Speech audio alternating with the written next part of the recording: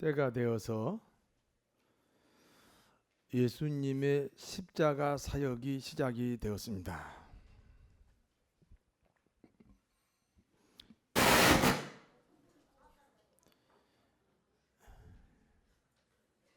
이 때가 되어서 저런 소리 나오면 안 됩니다. 나오지 말아야 될 소리가 지금 나온 거예요. 누가 졸았나 봐요.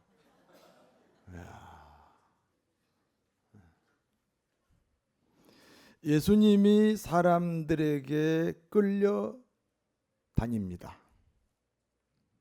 제일 먼저 안나스에게로 끌려갔습니다. 안나스는 전직 대제사장입니다. 원래는 현직 대제사장한테 가야 되는데 왜 전직 대제사장한테 먼저 가느냐? 그러니까 실세가 따로 있다는 거지. 실세가 따로 있으니까 그게 타락한 교회의 모습이기도 합니다. 우리 교회의 실세는 예수님입니다. 아무도 안나스 같은 사람이 없습니다.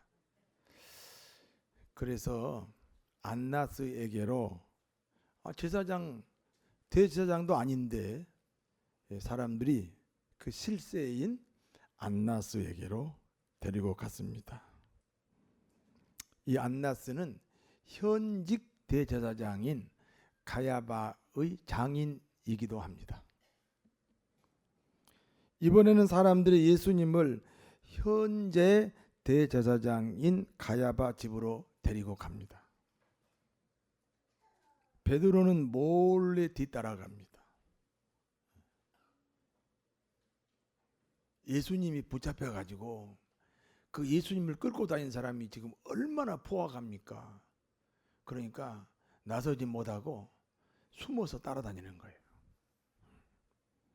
그때 한 여종이 베드로를 보고 말합니다. 당신은 예수의 제자구나. 베드로가 사람들 앞에서 나 아니라고. 사실은 사람들 앞에서만 아니라고 한 게 아니에요.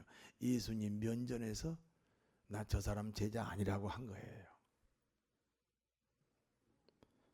그때 다른 여종이 또 말합니다. 당신은 분명히 나사렛 예수의 제자다. 그때 베드로는 명세하여 아니라고 합니다. 내가 명세하여 말하는데 나는 절대 저 사람 모른다. 조금 후에 곁에 섰던 사람들이 베드로를 향해 또 이렇게 말합니다. 당신은 진실로 예수 그룹이 맞다. 예수 당이 맞다. 당신은 지금 갈릴리 사투리를 쓰지 않느냐. 그것이 예수의 제자라고 하는 증거다. 베드로가 강력하게 부인합니다. 내가 예수 당이면 저주를 받아도 된다. 난 절대로 저 사람 모른다. 사람들 앞에서만 예수님을 모른다고 부인한 게 아니고 예수님 면전에서 예수님이 보고 있고 예수님이 듣고 있는 그 현장에서 나는 예수를 모른다. 내 말이 거짓말이면 내가 저주받아도 좋다. 막 이렇게 강력하게 부인합니다. 그때 닭이 울었습니다. 베드로가 3번씩이나 예수님을 모른다고 부인했습니다. 3번씩이나 예수님을 배신했습니다. 그때 닭이 울었습니다. 베드로는 닭 우는 소리에 깜짝 놀랐습니다. 그 초저녁에 말이죠. 예수님이 이렇게 말씀하셨거든요. 내가 이제 유대인들에게 붙잡혀서 내가 십자가를 질 것이다. 내가 죽을 것이다. 그러니까 베드로가 아유, 주님이 고난당하면 나도 같이 당하겠습니다. 주님이 죽으시면 나도 함께 죽겠습니다. 막 이랬거든요. 그때 예수님이 너는 닭이 울기 전에 3번 나를 부인할 것이다. 여러분 닭이 언제 울어요? 새벽에 울지요. 그러니까 초저녁에 나는 주님과 함께 죽겠습니다. 이렇게 초저녁에 베드로가 예수님에게 맹세했는데 예수님이 그걸 인정하지 않고 너는 오늘 밤 새기 전에, 닭이 울기 전에, 오늘 밤이 다 가기 전에 나를 3번이나 모른다고 부인할 것이다. 나를 3번이나 모른다고 배신할 것이다. 그 진짜 3번씩이나 예수님 모른다고 부인했는데 그때 닭이 울으니까 그 닭 울음소리에 예수님의 말씀이 생각이 났어요. 그는 밖으로 도망치듯 나왔습니다. 그리고 심히 통곡했습니다. 베드로가 심히 통곡한 그 자리에 교회를 세웠습니다. 성지순례 가면 그 교회 이름이 통곡교회라고, 베드로 통곡교회라고. 여러분이 성지순례 가면 한 번씩 들리는 곳입니다. 드디어 예수님은 십자가에 매달리셨습니다. 사람들이 조롱합니다. 사람들이 예수님을 조롱해요. 비웃어요. 야, 네 문제나 해결해봐라. 아니 너 인류를 구원한다고, 이스라엘 민족을 구원한다고 하는데 지금 너 자신이 지금 십자가에서 매달려 붙잡혀 있잖아. 너나 구원해봐. 좀 너나 구원해봐. 네 문제나 좀 해결해봐. 그러면서 지나가는 사람들이 조롱하고 비웃습니다. 내가 여러분에게 질문하겠습니다. 박순희 권사님은 말하면 안 됩니다. 영성이 하도 높아가지고 박순희 권사님은 수준이 나보다 높아서 대답하지 말고 나머지 다른 사람이 대답했습니다. 자, 예수님은 물리로도 걸어가시지요? 예수님은 죽은 사람도 살리지요? 앉은 병이도 일으키시지요? 장님 눈뜨게 하고 벙어리 말하게 하고 귀머거리 듣게 하시지요?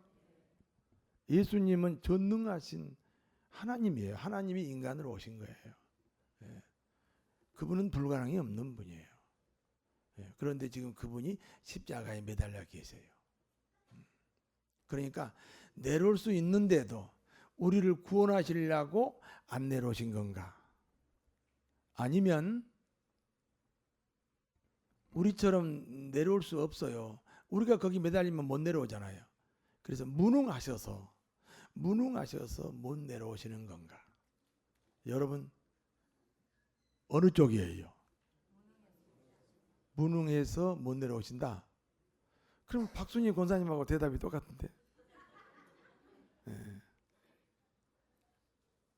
아니 예수님은 물리로도 걸어가시고 죽은 사람도 살리고 보리떡 5개 물고기 2마리를 5,000명도 먹이고 불가능이 없는 분이라니까요. 전능하신 하나님이 인간으로 오신 분이라니까요. 그런데 어떻게 무능해요? 내려올 수 있는데도 저와 여러분을 구원하시려고 안 내려오고 참고 계신 거 맞지요? 그렇지요? 아니 여러분 또 얘기하기 생각. 아니 예수님은 원래 또 얘기해요? 죽은 나사로도 살리고 죽은 야이로의 딸도 살리고 죽은 나인성의 가부의 아들도 살려요. 죽은 사람도 살리시는 분이에요. 그러니까 이렇게 매달려 있지만 내려올 수 있어요. 그런데 우리의 죄값을 대신 짊어지려고 사랑이 많으시니까 참고 안 내려오고 계신 거 맞지요? 아니 주님을 무능하다 그러면 어떡해요? 그분은 무능한 분이 아니잖아요. 어떤 게 맞습니까? 예수님은 무능해서 못 내려오신 게 맞습니다. 왜냐? 지금 거기 누구 몸으로 매달려 계신 거예요? 그렇습니다. 이제 박순희 권사님 말씀하셔도 됩니다. 내 몸으로 거기 매달려 계신 거예요. 내 몸으로. 그러면 여러분이 거기 매달려 계시면은 내려올 수 있어요, 없어요? 그러니까 예수님은 못 내려오시는 거예요. 지금 내가 매달려 있어야 하는 그 일을 지금 예수님이 대신하시는 거예요. 예수님은 내려올 수 있는데 안 내려온 게 아니고 바로 내가 되어 주셨기 때문에 내가 못 내려온다면 주님도 못 내려오신 거예요. 나를 구원하시기 위해서 아주 무능한 사람이 되신 거예요. 저주, 우리가 받을 저주를 대신 받으신 거예요.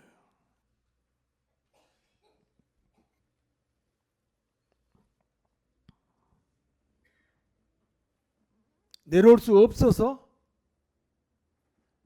나를 대신하고 내 몸으로 거기 매달려 계시기 때문에 내려올 수 없어서 못 내려오고 계셨습니다. 시간이 9시쯤 되었습니다. 9시면 우리 시간으로 오후 3시입니다. 주님이 크게 소리를 지르십니다.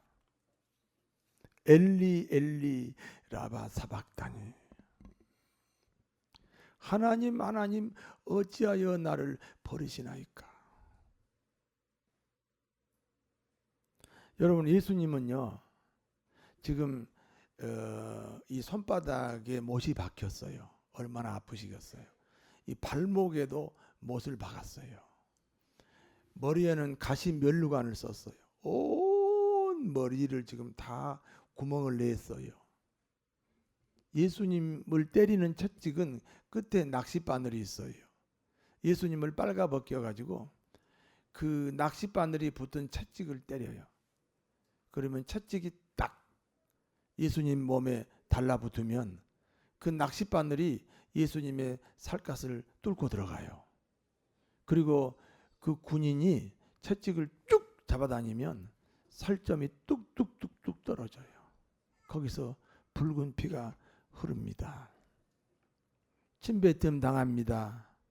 주먹질 당합니다. 조롱 당합니다. 십자가, 무거운 십자가를 지고 골고다로 올라갑니다. 얼마나 고통스러워요. 그런데 한 번도 고통스럽다라고 호소한 적이 없어요. 여러분이 자식을 위해서 고생하지요. 그런데 자식을 위해서 고생하는 어머니 아버지가 고통스럽다고 말한 적이 있어요, 없어요? 없죠. 자식을 위해서 희생하는 것은 고통이 아니죠. 즐겁죠.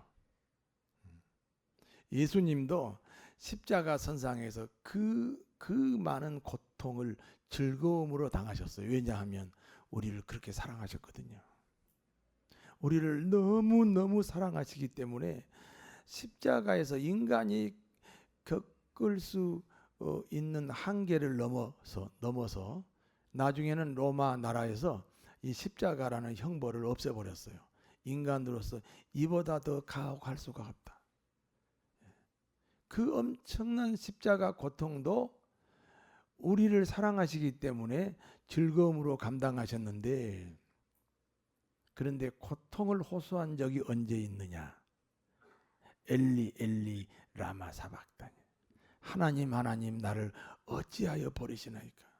이 보세요. 지금 우리 인간의 죄를 다 예수님이 뒤집어 쓰고 있잖아요. 뭐 인간까지는 안 가더라도 저와 여러분의 죄를 예수님이 다 뒤집어 쓰고 있잖아요. 그렇죠? 죄는 하나님과 어떤 관계인지 아세요? 원수 관계예요. 원수 관계예요. 그러니까 예수님이 인간의 죄를 다 뒤집어 쓰고 있으니까 하나님이 예수님을 버린 거예요. 하나님과 하나님이 예수님을 버렸다. 하나님이 예수님을 버리니까 예수님과 하나님이 서로 단절이 됐잖아요. 그 단절이 그렇게 아픈 거예요. 부부가 사랑하는지 안 사랑하는지 싸워보면 알아요. 이렇게 싸워보면 말이요, 이 싸우면 이제 서로 단절이 되잖아요. 이혼은 아니지만 단절이 되잖아요. 그 단절이 되었을 때 고통스러우면 남편이 고통을 느끼면 아내를 사랑하는 것이고, 아내가 고통을 느끼면 남편을 사랑하는 거예요. 그래서 나는 항상 우리 청년들에게, 네가 좋아하는 사람이 있냐? 사랑하는 사람이 있냐? 결혼 대상자가 있냐? 그러면 한번 헤어져 봐. 헤어졌는데도 아무렇지도 않으면 그 사람은 결혼할 필요 없어. 헤어졌는데 굉장히 가슴이 아픈 거야. 그러면 사랑한다는 증거야. 여러분, 예수님이 십자가 선상에서 모든 고통은 다 견딜 수가 있는데 하나님이 등을 돌려버렸어요. 하나님과 예수님이 서로 단절이 되었어요. 그 단절의 아픔이 너무 컸어요. 그래서 엘리 엘리 라마 사박다니, 하나님 하나님 어찌하여 나를 버리시나이까. 우리를 구원하시기 위하여 하나님에게 버림받으신 예수님을 기억하시기 바랍니다.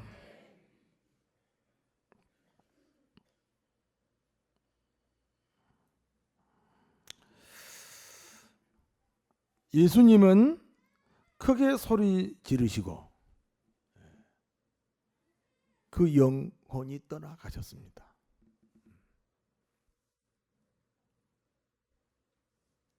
예수님이 지금 시체로 십자가 선상에 매달려 계십니다. 그런 상태로 해가 졌습니다. 해가 저물었습니다. 부자 아리마대 요셉이라는 사람이 예수님의 시신을 거두어서 자기가 죽으면 들어가려고 준비해 놓은 무덤에다가 예수님을 모셨습니다.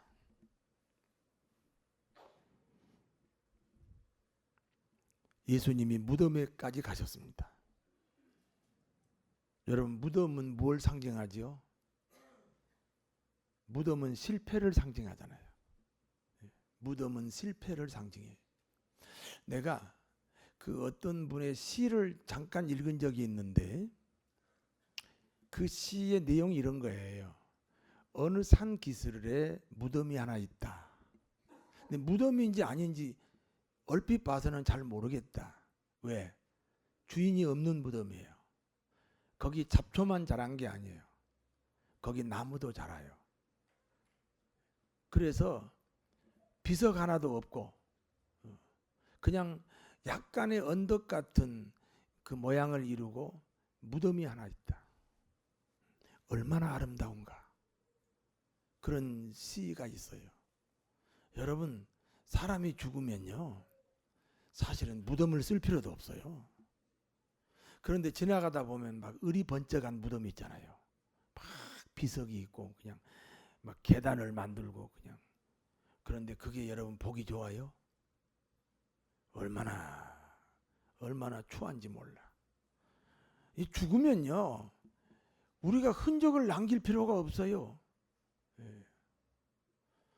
사람이 죽는다는 것은 인간의 가장 큰 실패, 가장 낮은 자리를 말합니다. 우리가 감당해야 할 실패, 우리가 감당해야 할 만한 가장 낮은 자리까지 우리는 감당하지 않아도 됩니다. 주님이 대신 감당하신 줄로 믿습니다.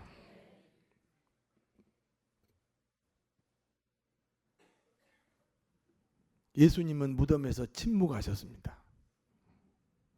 예수님이 침묵하는 동안 사단이 축배를 들었습니다. 우리가 이겼다.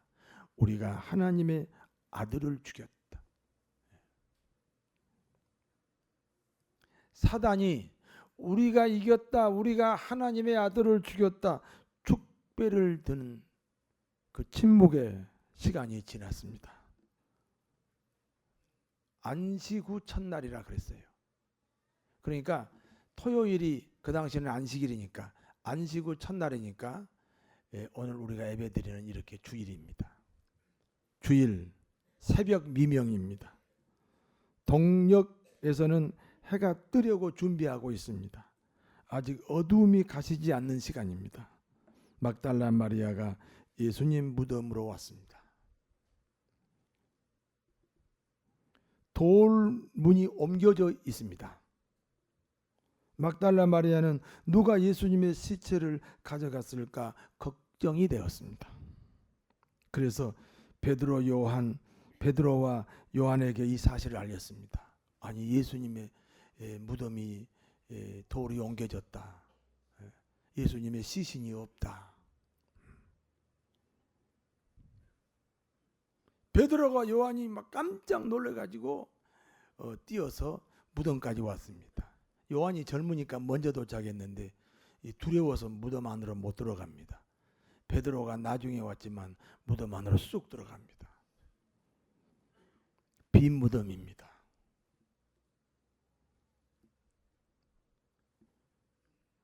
빈 무덤을 확인하고 두 제자는 자기 집으로 돌아갔습니다. 그러나 마리아는 여전히 예수님 무덤 입구에서 울고 있습니다. 여러분, 예수님이 기적을 행할 때, 예수님이 영광을 받을 때, 예수님이 병자를 고칠 때, 예수님이 많은 사람에게 환호성을 받을 때, 그때는 누구나 다 예수님 곁에 있습니다. 그런데 실패의 자리, 무덤의 자리에까지, 그것도 아침 일찍 새벽에 그 무덤의 자리까지, 실패의 자리까지 예수님, 실패하신 예수님, 그 예수님을 사랑하고 그 예수님을 찾고 있는 이 막달라 마리아입니다.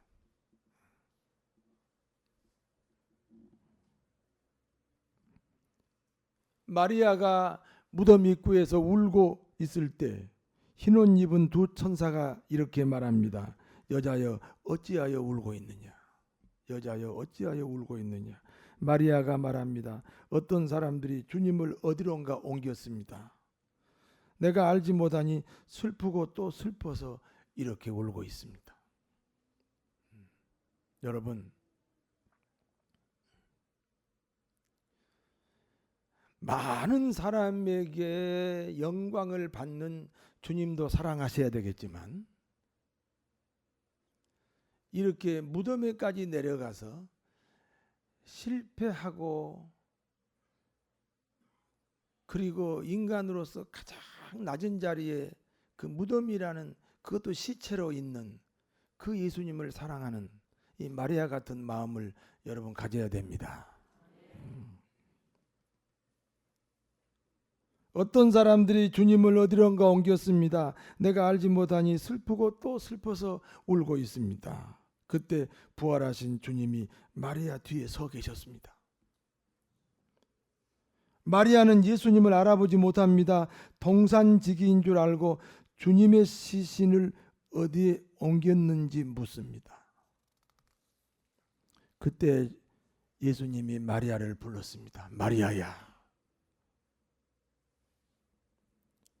마리아가 다시 보니 예수님입니다. 예수님이 부활하셨습니다.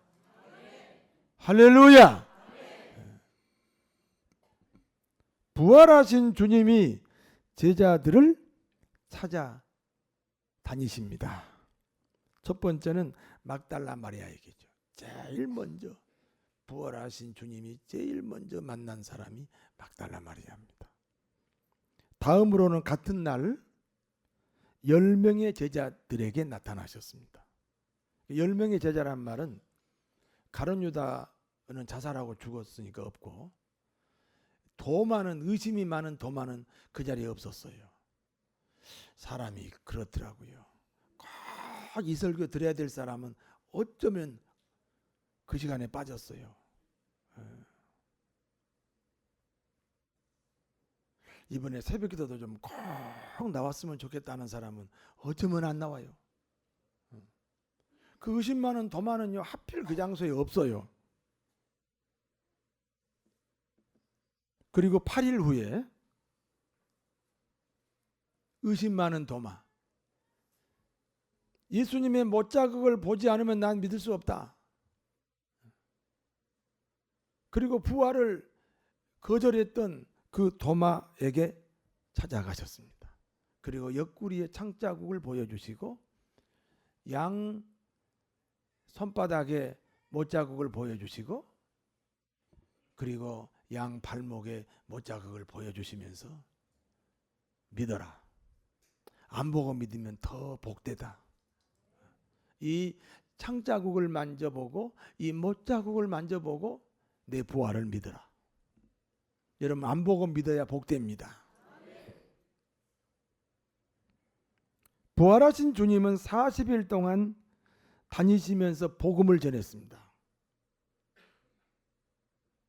그리고 이제 40일째 되는 날입니다. 예수님이 승천하시기 위해서 감난산으로 가셨습니다. 그리고 그 감난산에서 유언 같은 말씀을 하셨습니다. 너희는 예루살렘을 떠나지 마라. 아버지의 약속하신 것을 기다리라. 아버지의 약속한 것은 성령 세례입니다. 오직 성령이 임하면 권능을 받고 예루살렘과 온 유대와 사마리아 땅까지 이르러 내 증인이 되리라. 성령을 받아야 됩니다. 제가 서두에 말씀드렸죠. 우리만큼 스님들도 예수님을 알아요. 그런데 왜 교회당에 안 오고 절간에 있나? 성령의 역사가 없어요. 성령으로 예수를 믿어야 됩니다. 사람들은 주님의 말씀대로 예루살렘을 떠나지 말고 성령을 기다려라. 그 말씀 때문에 사람들은 마가 다락방에 모였습니다. 500명입니다. 10일째 되는 날은 120명만 남게 됐습니다. 하나님 아버지의 약속하신 성령이 이 120명의 제자들에게 내려왔습니다. 할렐루야! 하늘로부터 급하고 강한 바람입니다. 혀처럼 갈라지는 성령의 불이 내렸습니다. 모인 사람들이 모두 성령이 충만하게 되었습니다. 성령이 말하게 하심을 따라 방언으로 기도하기 시작합니다. 드디어 지구상에 기독교가 시작된 날입니다. 드디어 이 지구상에 마가다락방의 120명으로부터 기독교는 출발합니다. 120명이 어떤 사람입니까? 성령 세례를 받은 사람입니다. 예수님을 구주로 고백했어요. 그 고백에 성령의 인침이 있어야 됩니다. 예를 들어서 내가 1,000만 원을 누구를 꿔줬어요. 그러면 뭘 받지요 서로? 돈을 꿔줬으니까 뭘 받아? 차용증서를 받잖아요. 차용증서가 가짜인지 아닌지 뭘 딱 찍어버려요. 도장을 찍어버려요. 도장을. 그렇지요? 돈을 꿔간 사람 이름에 도장 찍고 돈을 꿔준 사람도 도장을 찍어요. 그러니까 내가 예수를 믿잖아요. 여러분 신앙 고백 하셨잖아요. 이 신앙 고백이 하나님이 받으시는 신앙 고백. 하나님이 받으시는 신앙 고백이 되기 위해서 도장을 찍어요. 그게 성령 세례예요. 성령을 받으면 기도가 저절로 나와요. 전도하고 싶어요. 교회 오는 게 짐이 안 돼요. 뭐든지 짐이 안 돼. 즐거움으로 하는 거예요.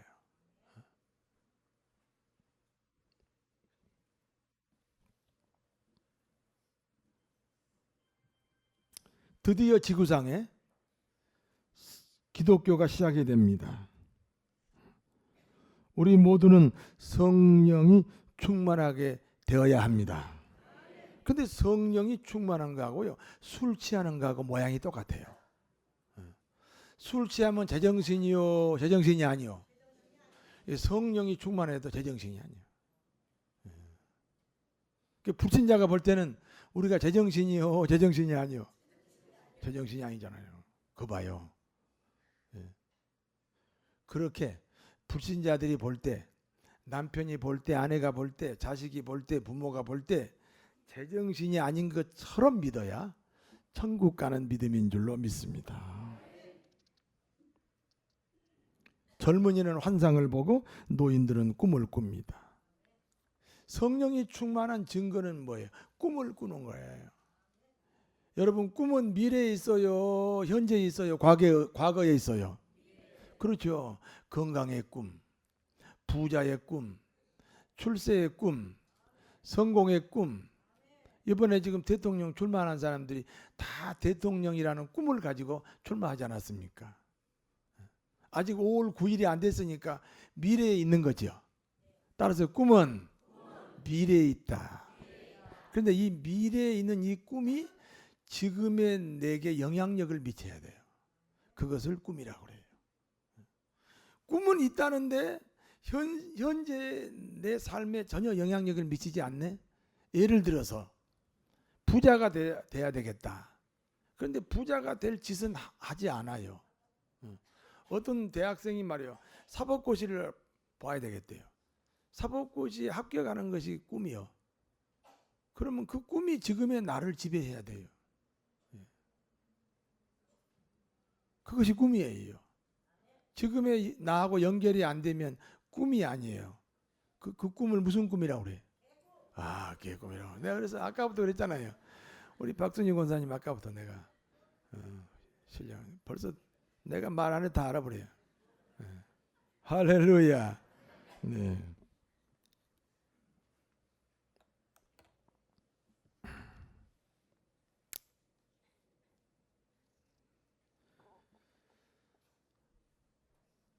오순절 마가다락방에 성령이 임하면서부터는 온갖 기적이 일어납니다. 예수님이 일으켰던 기적들을 제자들이 지금 다 일으킵니다. 오늘 본문에 보니까 나면서 안진뱅이가 있었습니다.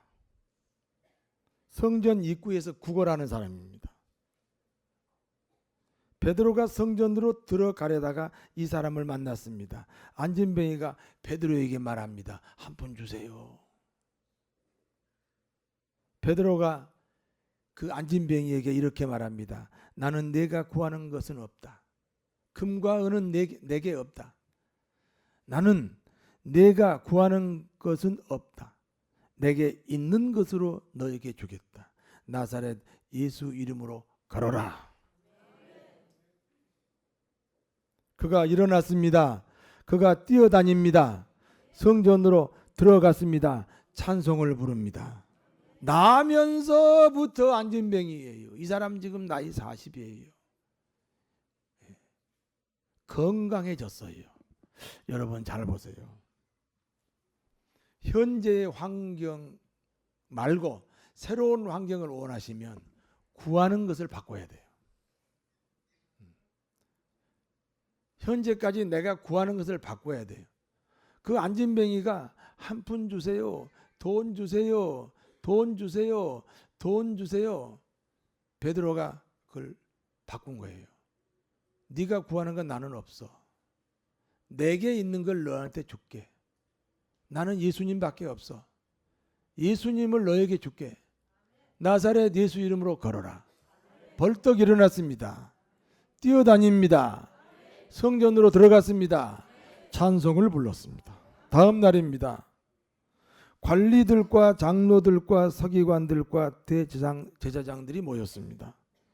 이들은 사도들에게 질문합니다. 40년 동안 걷지 못한 사람이다. 그 병자는 나면서부터 안진병이다. 무슨 권세로 그를 치료했느냐? 무슨 권세로 그를 치료했느냐? 베드로가 이렇게 말합니다. 너희가 십자가에 못 박아 죽인 예수, 그분이 다시 살아나셨다. 그리고 40일 동안 계시다가 하늘나라로 승천하셨는데 이제는 보혜사 성령으로 오셨다. 그래서 그 성령이 이 안진뱅이를 고친 것이다. 당신들이 버린 돌인데 그 돌이 교회의 중심축이 되었습니다. 다른 이름으로는 구원을 얻을 수 없습니다. 천하 만민 중에 구원을 주신 이름은 오직 한 분, 예수 그리스도입니다. 그분이 안진뱅이를 걷게 했습니다. 담대하게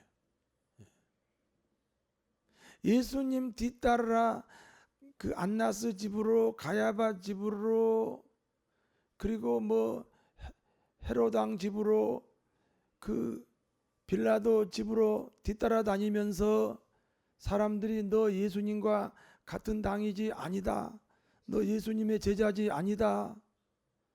너 예수님의 같은 그룹인데 네 목소리 사투리 갈릴리 다 쓰는 거 보니까 맞는데 아니다. 내가 예수님의 제자면 저주를 받아도 좋다. 이렇게 예수님을 모른다고 했던 이 베드로가 성령이 충만하게 되니까 예수님의 부활이 이제는 베드로의 부활로 옮겨온 거예요.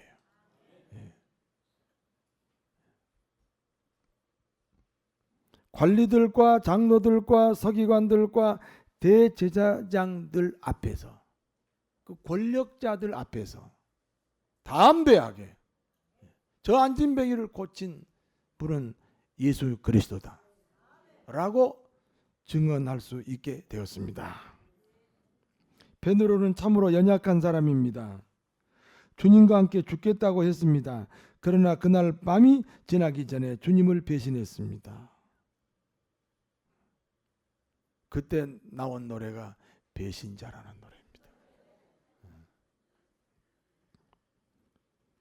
내가 저 예수를 알면 저주받겠다는 말을 주님 앞에서 외쳤습니다. 3번씩 모른다고 했습니다. 자신의 행동이 부끄러워서 통곡하고 울었습니다. 베드로는 연약할 뿐 아니라 용기도 없습니다. 부활하신 주님 만나서나 고향으로 돌아왔습니다. 다시 어부 생활입니다. 주님이 3년 6개월 동안 가르치심이 무효가 됐습니다. 주님이 승천하신 후 약속대로 성령을 보내셨습니다. 성령은 다른 그리스도, 알로스 크리스토스라고 합니다. 영으로 오신 예수님이라는 뜻입니다. 성령이 충만한 베드로가 부활신앙을 가지게 됐습니다. 담대하게 복음을 전합니다. 환상을 봅니다. 기적이 일어납니다. 예수님의 부활이 예수님으로 그치지 말고 이제는 내 부활로 옮겨와야 됩니다. 그것은 성령을 받는 것입니다. 성령 충만한 것입니다. 모든 그리스도인은 예수님 부활 사건으로 부활을 얘기합니다. 그것은 예수님의 부활이지요. 나의 부활이 되기 위해서 성령 충만해야 됩니다. 충실한 교회 생활과 충실한 교회 생활과 함께 기도를 통해서 예수님의 부활이 내게로 옮겨와야 됩니다. 성령 충만하시기 바랍니다. 모여서 기도하면 성령 충만해집니다. 여러분, 예수님의 부활이 내 부활 신앙으로 옮겨오면 어떻게 됩니까? 하나만 말씀드리고 마치겠습니다. 세상의 모든 이치나 세상의 모든 조건하고 상관없어집니다. 옛날에 내가 신월동에 있을 때 어떤 분이 나한테 찾아왔어요. 목사님, 우리 부부가 서로 궁합이 안 맞대요. 사주팔자가 안 맞는데 그냥 결혼했거든요. 얼마나 안 맞느냐? 2사람 중에 한 사람이 40대에 죽는데요. 근데 2분이 40대였거든요. 그러니 걱정이 돼서 저를 찾아온 거예요. 그래서 제가 이렇게 말했어요. 맞습니다. 그 사주팔자대로 집사님 부부는 둘 중에 한 분이 40대에 죽어야 됩니다. 그런데 우리는 예수님의 부활 자리에 와 있습니다. 예수님 부활이 내 부활로 옮겨왔습니다. 그러므로 그런 모든 것이 다 파괴되었습니다. 저주가 파괴됐습니다. 불행이 파괴됐습니다. 슬픔이 파괴됐습니다. 부활신앙입니다. 승리할 수 있습니다. 예수님 부활로 그냥 끝내지 마시고 이 부활이 내 부활로 그러기 위해서 성령이 충만해야 됩니다. 이것은 초대교회 제자들의 그 사건을 통해서 오늘 우리에게 교훈을 삼아야 됩니다. 아니 베드로가 부활한 걸 알아요. 무덤에까지 가서 빈 무덤 확인했고 나중에 부활한 예수님이 직접 찾아오기도 했어요. 그런데 여전히 고향으로 돌아가요. 3년 6개월 동안 가르치는 것이 무효가 됐어요. 그런데 문제는 예수님 승천하신 다음에 다시 오시는 성령님, 마가다락방에 그 성령 체험으로 말미암아 대사도가 됐습니다. 세상의 어떤 방해도 베드로를 이길 수가 없어요. 베드로를 묶을 수가 없어요. 이 베드로 같은 부활 신앙이 여러분의 신앙이 되시기를 다시 한번 축원합니다. 기도하겠습니다.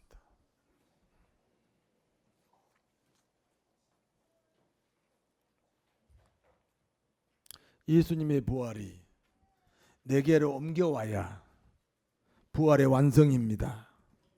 성령 충만을 주시옵소서. 기적의 삶을 살도록 하시옵소서. 그리스도인의 승리가 되어서